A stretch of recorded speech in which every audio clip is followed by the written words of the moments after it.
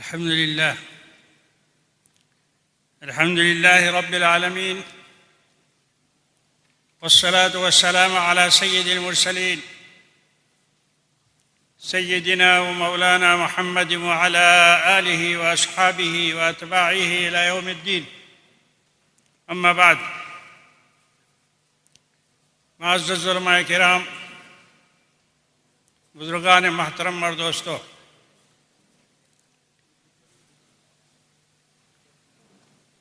آج کی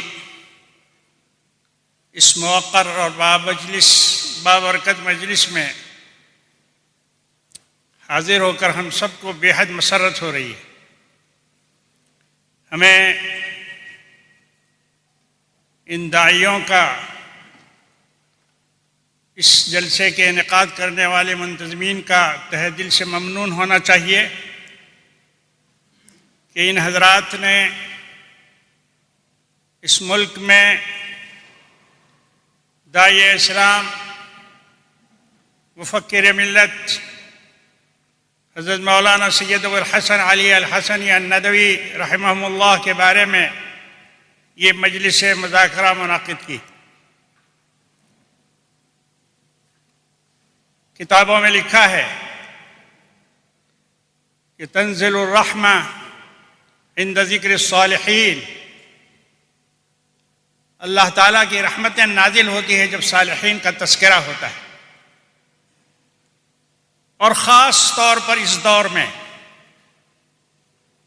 اس کی بڑی ضرورت ہے کہ امت کو علماء اسلام اور بزرگان دین اور صلحاء کے بارے میں زیادہ سے زیادہ باتیں بتائی جائیں، اور امت کو ان بزرگان دین کے ساتھ وابستہ کرنے کی محنت کی جائے. یہ مجلس مذاکرہ اسی کا ایک حصہ ہے. اس لیے ہم تہ دل سے ان حضرات کے ممنون ہیں کہ انہوں نے اس ملک میں اس مجلس کا انعقاد کر کے ہم سب کو استفادہ کا موقع عنایت فرمایا.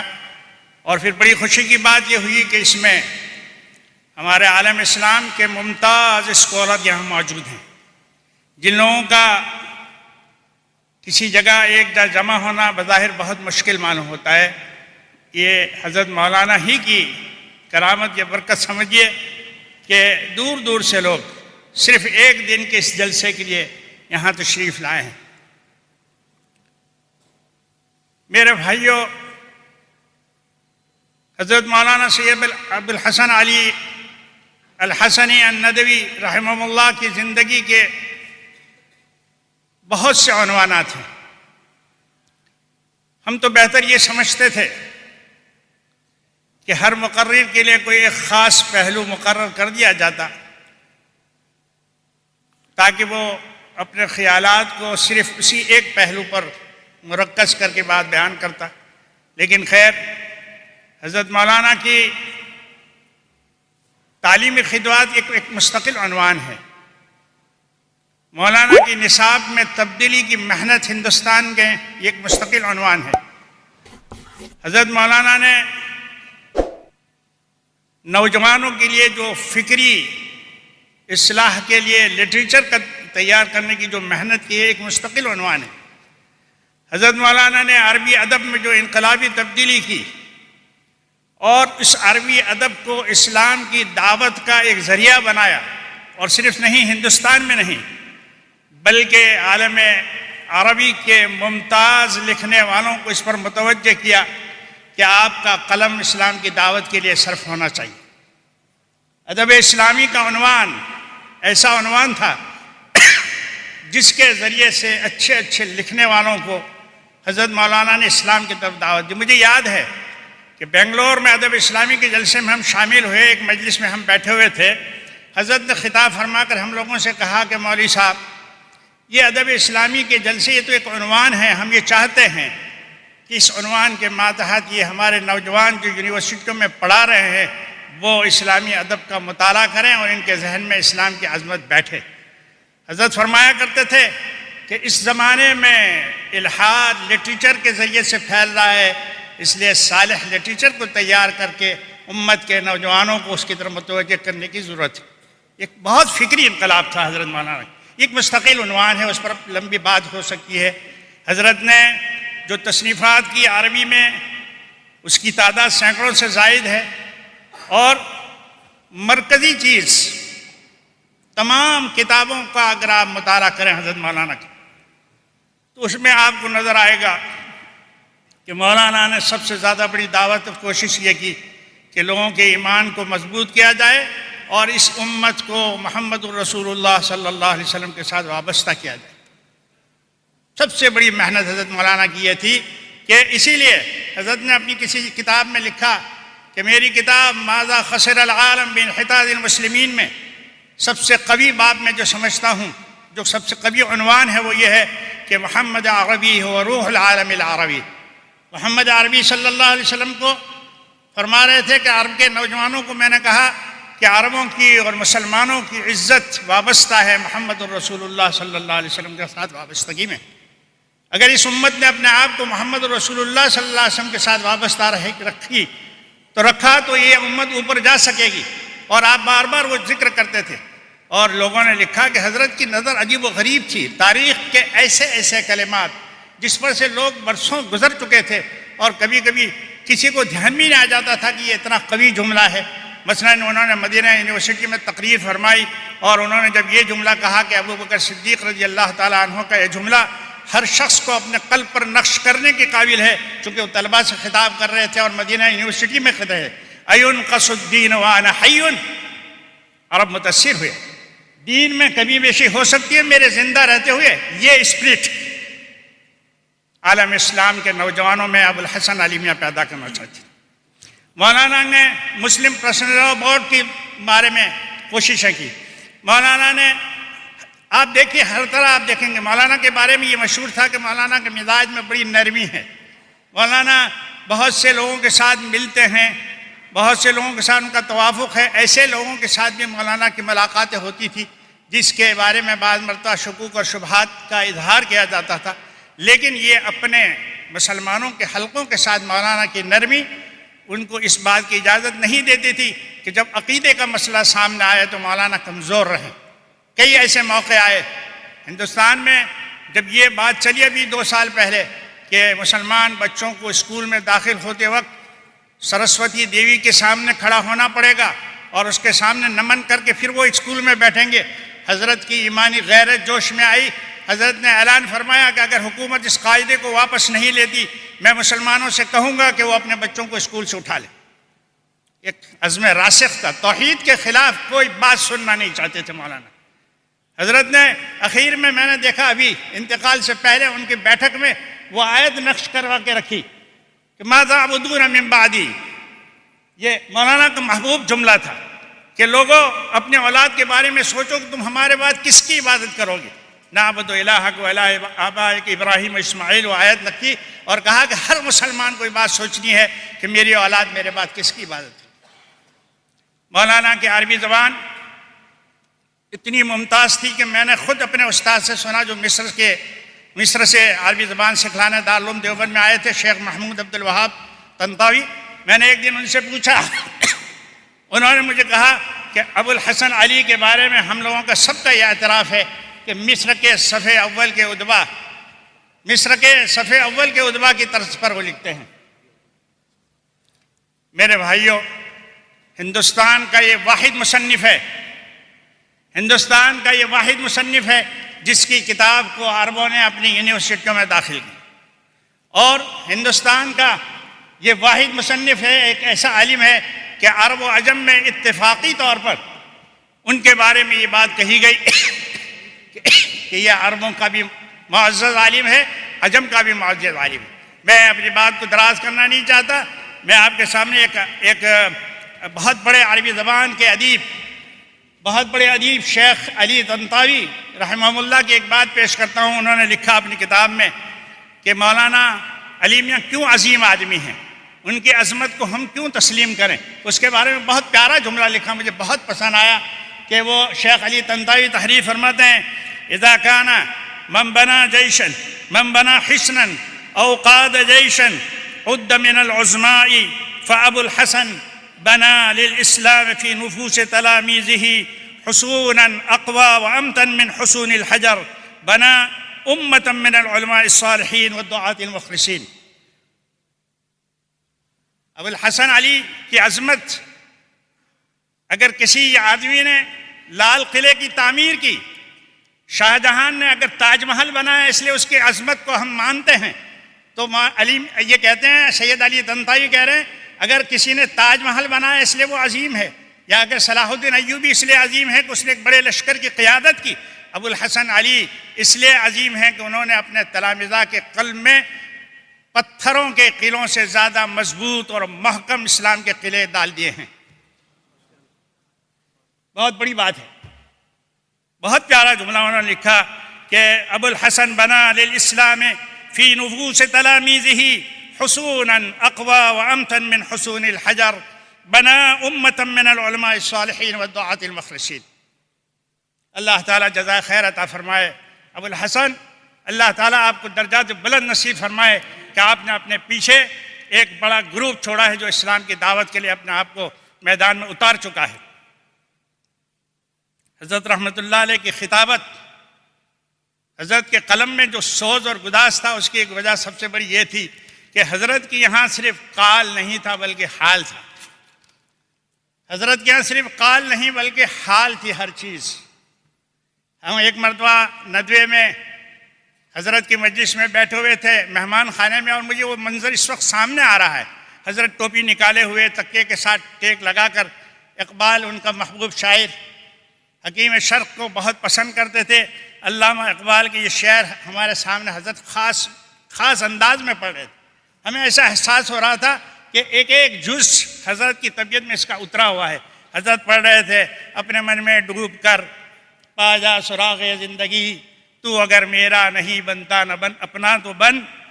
اور حضرت نے فرمایا من کی دنیا سوز و مستی، جذب و شوق، تن کی دنیا سود و سودا مکر و فن، من کی دولت ہاتھ آتی ہے تو پھر جاتی نہیں، من کی دولت ہاتھ آتی ہے تو پھر جاتی نہیں، اور تن کی دولت چھاؤں ہے، آتا ہے دھن جاتا ہے دھن۔ حضرت اس شعر کو بار بار پڑھتے رہے اور پوری زندگی پر ہم نے نظر کی، ہمیں احساس ہوا۔ اس لیے میں نے اپنے اس مقالے کا عنوان یہ رکھا تھا کہ ابو الحسن من کی دنیا کا بادشاہ، من کی دنیا کا مالک تھا یہ شخص۔ اس لیے اس نے شاہ فیصل ہوں، شاہ عبداللہ ہوں اردن کے، امیر کویت ہوں، امیر بحرین ہوں، سب کی بڑی بڑی پیشکشوں کو شکریہ کے ساتھ لیا اور مسلمانوں کے کاموں میں صرف کر دیا کروڑوں روپے۔ اس دور میں یہ بات بہت نایاب ہے۔ اور اس سب کے علاوہ میرے نزدیک حضرت مولانا کی عظمت یہ ہے، وہ بڑے عربی کے لکھنے والے تھے، مصنف تھے، بہترین خطیب تھے، بہترین قسم کے منتظم تھے، مفکر تھے، اور لیکن ساتھ ساتھ میرے دوستو حضرت مولانا پکے درجے کے مومن تھے، اور رسول پاک صلی اللہ علیہ وسلم کی ہر ادا اور رسول پاک صلی اللہ علیہ وسلم کی سنتوں کے ہر طریقے میں اپنے آپ کو ڈالے ہوئے تھے۔ میں ایک چھوٹا سا واقعہ سنا دیتا ہوں۔ سہارنپور سے ایک مرتبہ حضرت کے ساتھ سفر ہوا، ہم لکھنؤ جا رہے تھے، اور ڈبے میں لکھنؤ اسمبلی کے ممبران بیٹھے ہوئے تھے۔ روڑکی کے اسٹیشن آیا تو وہاں اسمبلی کی ایک عورت داخل ہوئی، اور اس نے وہ ہندو ممبروں سے یہ کہا کہ بھئی مجھے اوپر کی برتھ ملی ہے، آپ لوگوں سے میری درخواست ہے کہ کوئی صاحب نیچے کی برتھ ہم کو دے دیں۔ لیکن میں نے دیکھا کہ وہ لوگ سب خاموش ہوئے اور کسی نے اس کا جواب نہیں دیا۔ وہ بیچاری پشیمان سی ہو کر واپس گھومنے لگی، تو حضرت مولانا نے بہت آہستہ سے کہا کہ بہن آپ پریشان نہ ہوں، ہمارے پاس ایک نیچے کی برتھ ہے، وہ ہم آپ کو دے دیں گے۔ اور میں چونکا، میں نے کہا حضرت، وہ نیچے اتر گئی تو میں نے کہا حضرت آپ کے پیروں میں تکلیف ہے، حضرت کے اس وقت گھٹنوں میں تکلیف تھی، آپ کی آنکھوں میں تکلیف ہے، اور آپ اوپر کی برتھ کیسے آپ نے ان کو نیچے دے دی؟ حضرت نے فرمایا کہ مولوی صاحب، ہمارے رسول پاک صلی اللہ علیہ وسلم نے ہم کو یہی تعلیم دی ہے کہ ہم کمزوروں کے ساتھ، عورتوں کے ساتھ ہمدردی کا معاملہ۔ اللہ اکبر، اللہ اکبر۔ اسی لیے مجھے شیخ یوسف قرضاوی کا یہ جملہ بھی یاد آتا ہے۔ انہوں نے جو شیخ یوسف قرضاوی نے لکھا کہ ان الذی یشغل عقلہ وقلبہ ووقتہ باستمرار هو الاسلام، رسالتہ، حضارتہ، انبعاثہ، صحوتہ، قضايا أمته وهجمة أعدائه وأعظم ما يهمه هو تقوية الجبهة الداخلية في مواجهة الغزوة الخارجية هو تربية الفرد. انسانوں کی تربیت کرتے تھے. انہوں نے سفر کی حالت میں ہم کو تعلیم دی. انہوں نے مجلسوں میں ہم کو بتایا کہ مسلمان کی زندگی کیسی ہو. یہ بہت بڑی بات ہے کہ ایک آدمی بادشاہوں کے ساتھ بیٹھنے والا، ایک آدمی امیروں کے ساتھ بیٹھنے والا، اور جس کی بڑی اونچی پوزیشن، دنیا کی بڑی بڑی اکیڈمیاں، بڑی بڑی جماعتوں کا وہ ممبر ہے، لیکن اس کا اخلاق کا یہ عالم ہے کہ وہ ایک غیر مسلم عورت کے لیے اپنے آپ کو کہتا ہے کہ آپ پریشان نہ ہوں. آپ یہ معمولی چیز نہیں ہے.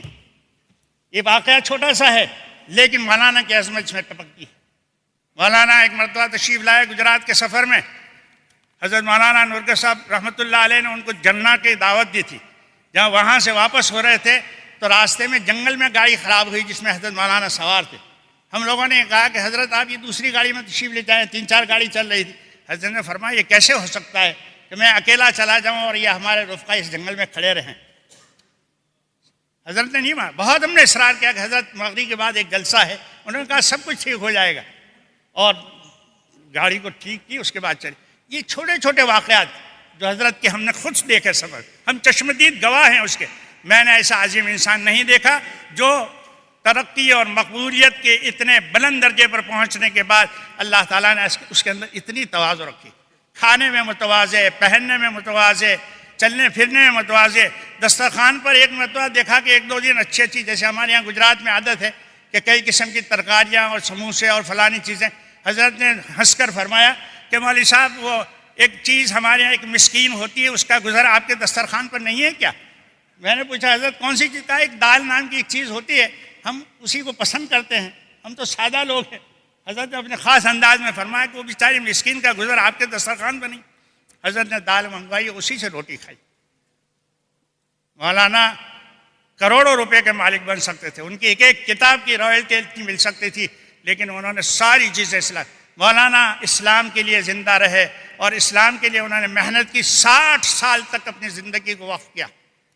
اتنا بڑا عظیم انسان اس صدی میں ہم نے نہیں دیکھا. ہم نے عرب خطبہ کو بھی سنا.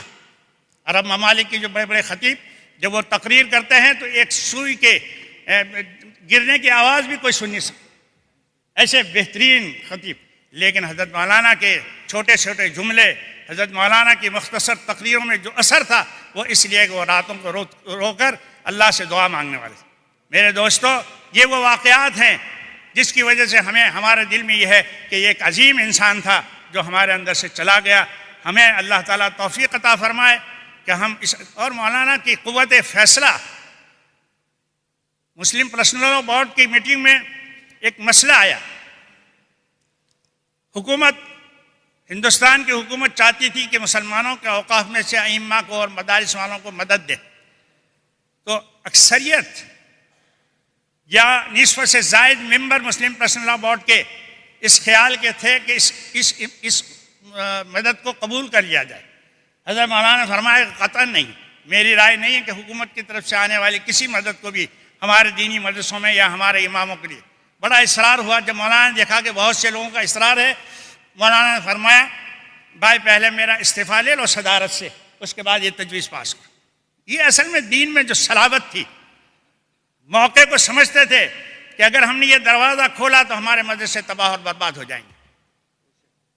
اللہ تعالیٰ جزائے خیر عطا فرمائے. اللہ نے ان کو ہمارے ان اکابرین کی محبتوں کی وجہ سے، وہ محبوب تھے مولانا احمد علی لاہوری رحمۃ اللہ علیہ کے، حضرت مدنی رحمۃ اللہ علیہ کے، حضرت شاہ عبد القادر رحمۃ. ہم نے رائے پور کی خانقاہ میں دیکھا کہ عصر کے بعد حضرت کتابیں پڑھوا کے جو سنتے تھے وہ اکثر حضرت مولانا علی میاں صاحب کی سیرت احمد شہید ہو، تاریخ دعوت.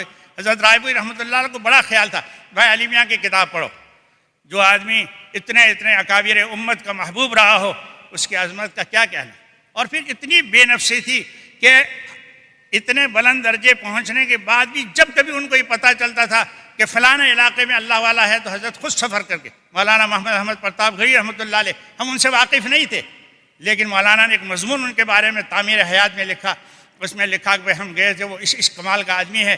اور وہ جملہ جب یہ کہتے ہیں مولانا شاہ ولی اللہ رحمۃ اللہ علیہ کے بارے میں، اور لکھا کہ ہم جب مجلس میں بیٹھے تھے اور شاہ صاحب نے یہ جملہ کہا کہ ففروا الی اللہ، تو کہا کہ اس جملے کا اتنا اثر تھا تو ہم لوگوں کو شوق ہوا کہ حضرت مولانا جس شخص کے بارے میں ایسی بات کہہ رہے ہیں ان سے جا کر ملنا چاہیے. کتنے لوگوں کو اللہ والوں کے ساتھ حضرت مولانا علی میاں صاحب نے ملایا ہے. اور ندوۃ العلماء کو ہم نے 1960 سے پہلے بھی دیکھا تھا اور اس کے بعد بھی دیکھا. جب مولانا کے ہاتھ میں نظامت آئی زمین آسمان کا فرق ہو گیا. بعض لوگوں نے طنز بھی کرنا شروع کیا کہ علی میاں نے ندوہ کو دیوبند بنانا شروع کر دیا ہے. لیکن بات یہ ہے کہ مولانا علی میاں سمجھتے تھے کہ ندوہ کے ان طلباء سے مجھے کیا کام لینا ہے اسلام کا، اور ایک پوری جماعت تیار کر دی، پوری ایک پارٹی تیار کر دی انہوں نے، جو رات دن اپنے قلم سے اپنی خطابت سے اللہ تعالیٰ کے بندوں کو اسلام کی دعوت اس وقت دے رہے. اللہ تعالیٰ حضرت مولانا کے درجات کو بہت ہی بلند فرمائے، اور اللہ تعالیٰ ہم لوگوں کو توفیق عطا فرمائے کہ ہمارے ذہنوں میں وسعت پیدا ہو. میرے دوستو، یہ جو سمپوزیم، یہ مجلس مذاکرہ ایک دن کی ہوئی ہے، اس کا مقصد یہ ہونا چاہیے کہ ہم حضرت مولانا کے نام پر یہاں کوئی ادارہ قائم کریں، ادارہ قائم کریں تاکہ امت کے نوجوانوں کو اس سے فائدہ پہنچے. ہم مولانا کی کتابوں کو جو انگریزی میں ہے، اردو میں ہے، عربی میں، اس کو پھیلانے کی کوشش کریں کہ اس میں بڑا مواد ہے، اس میں بہت ہی حرارت ہے ایمانی. مولانا کی ایک ایک تحریر کے اندر انسان کے قلب کو چھونے والی چیزیں مولانا نے ذکر فرمائی ہیں. تو بڑا کام یہ ہے کہ حضرت کی کتابوں کا کام کیا جائے، حضرت کے نام سے دینی اداروں کا قیام کیا جائے، اور امت کے نوجوانوں کو بتایا جائے کہ اس شخص نے جو ایک آواز اس دنیا میں لگائی، اس آواز کی طرف اپنا دھیان دیں اور اسلام کی طرف واپس آئیں. مولانا نے ہمیشہ عربوں کو اور عجموں کو یہ نعرہ دیا کہ الی الاسلام من جدید، الی الاسلام من جدید، لوگوں آؤ اسلام کی طرف آؤ. مولانا کی مضبوطی کا یہ عالم تھا کہ جس زمانے میں جمال عبد الناصر کا سورج طلوع ہوا اور نصف النہار پر تھا، اور کوئی اس شخص کے بارے میں ایک لفظ بولنا بھی گناہ سمجھتا تھا، انگریزوں کا غلام، امریکی استعماریت کا پروردہ، اس قسم کے جملے کہے جاتے تھے. اس زمانے میں صرف مولانا علی میاں ایک ایسے شخص تھے جنہوں نے ڈٹ کر قومیت عربیہ کا مقابلہ کیا. میرے یہاں ایک کتاب رکھی ہوئی تھی اور ایک مصری عالم آئے مرکز الثقافی بمبئی سے، کسی وجہ سے ہم نے ان کو ڈھابیل میں دعوت دی تھی. وہ کتاب جب ڈیسک پر دیکھی تو انہوں نے بہت ناگواری کے انداز میں مجھے پوچھا، هل انتم تنقضون القومیت العربیہ، تم لوگ قومیت عربیہ کی تنقید کرتے ہو؟ یعنی یہ حال تھا اچھے وہاں کے علماء کا، وہاں کے لوگوں کا یہ حال تھا کہ ان کے نزدیک ان کی سمجھیں ماری گئی تھی. وہاں کے بہترین لکھنے والے یہ جملے کفریہ لکھ چکے تھے کہ محمد صلی اللہ علیہ وسلم کے انقلاب سے زیادہ اہم انقلاب جو ہے عبد الناصر کا ہے. ایسے وقت میں اگر کسی شخص نے ڈٹ کر مقابلہ عالم اسلامی میں کیا ہو قومیت عربیہ کا، وہ مولانا علی میاں تھے. اللہ تعالیٰ حضرت مولانا کے درجات کو بلند فرمائے اور ہم کو ان کی سیرت کے مطابق چلنے کی توفیق عطا فرمائے. وآخر دعوانا.